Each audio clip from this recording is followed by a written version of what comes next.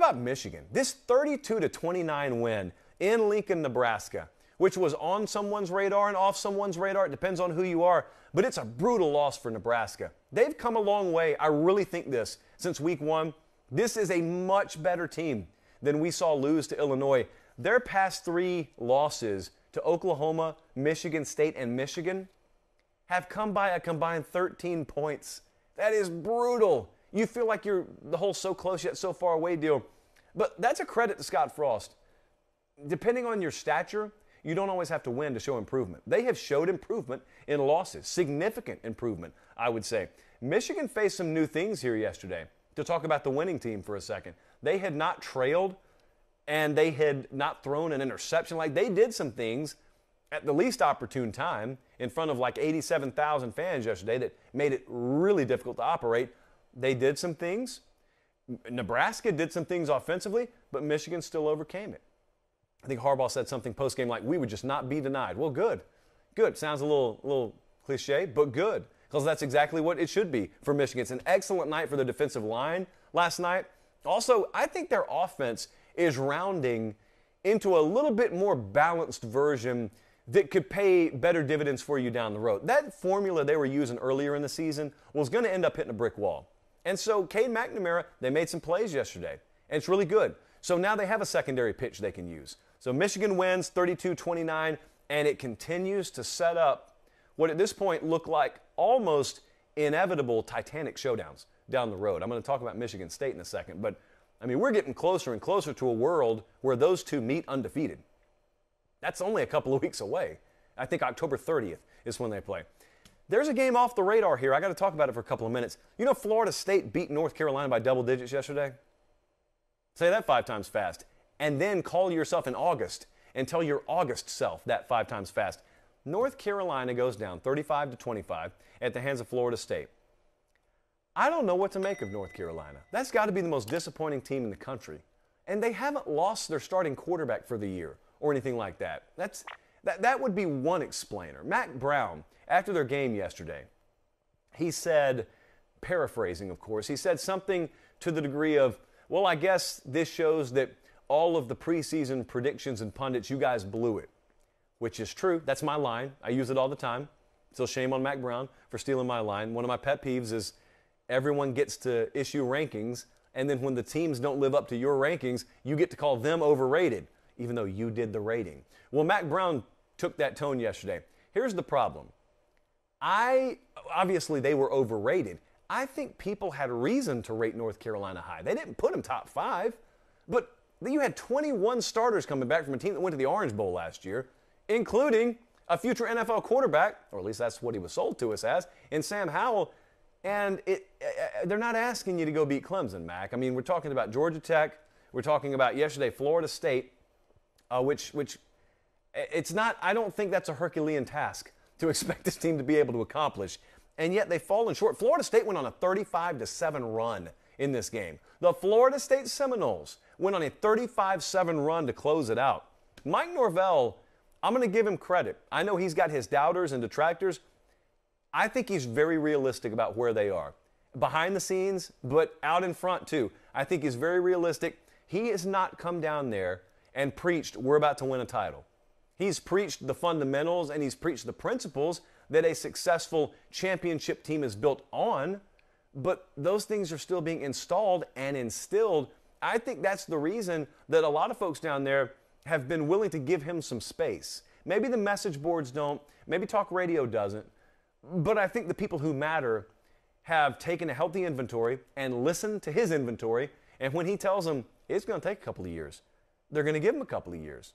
So all that talk in the preseason about, well, what if it really bottoms out? Is there a point of no return? No, not this year, there's not. Down the road there will be.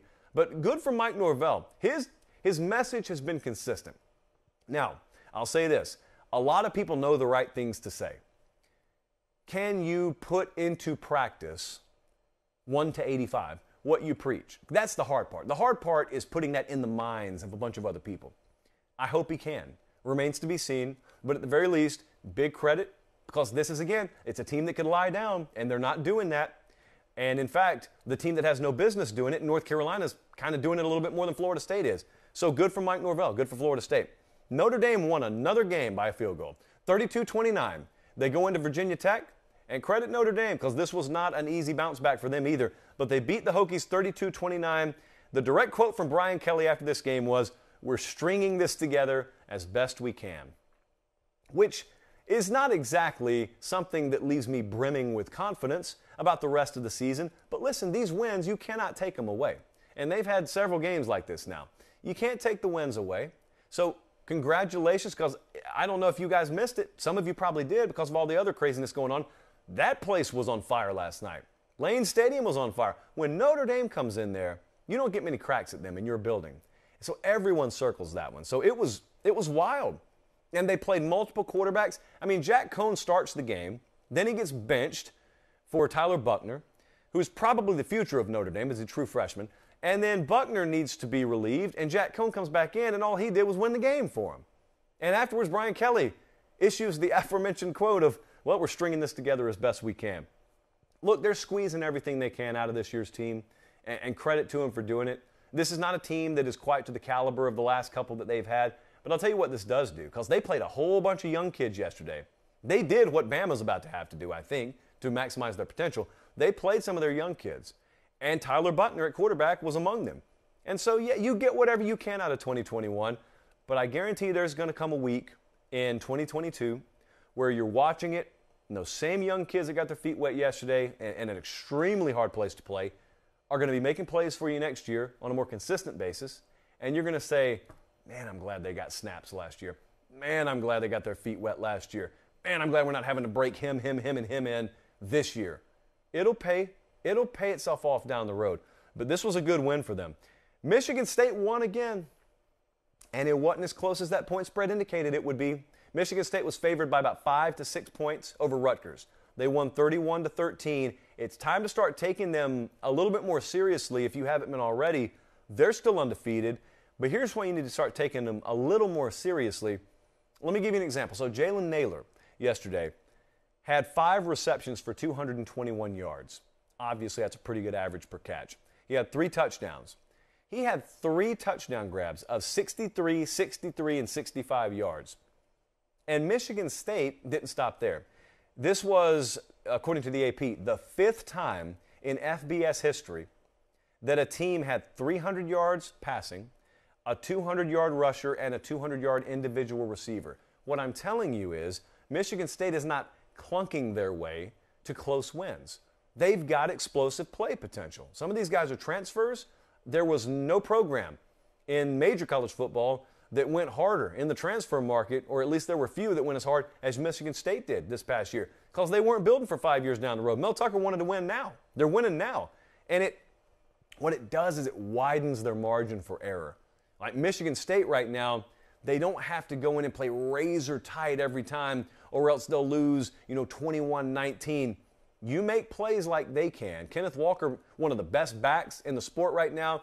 Naylor, like guys like that, I don't think a lot of America knows about quite yet. You may know about Kenneth Walker, but I don't think a lot of people know Michigan State is starting to develop that explosive play potential. That's going to be big. Right now, they've got a dangerous game this week. Okay, so I want you to get ready for this. Indiana is a team you've already sold down the river, and you've sold all your stock in Indiana. Well, Indiana, what'd they do yesterday? Anyone remember? They didn't do anything. They went home to see mom. They were off. They had a bye. Whatever you see from Indiana this Saturday will probably be the game of the year performance from them. And Michigan State is going to their house. The spread is 3.5. And here's the kicker. This is the last game before Michigan State plays Michigan. And everyone knows it. Indiana knows it too. So just have a little eye on that game. Our model, screaming Indiana. It thinks Indiana's going to win the game outright. Spoiler alert. So it's dangerous. But again, you got some explosive play potential about yourself. Michael Penix, who knows what his status is with Indiana, you can win every game you play. Well, to a certain extent. You're going to give yourself a lot better opportunity to do it.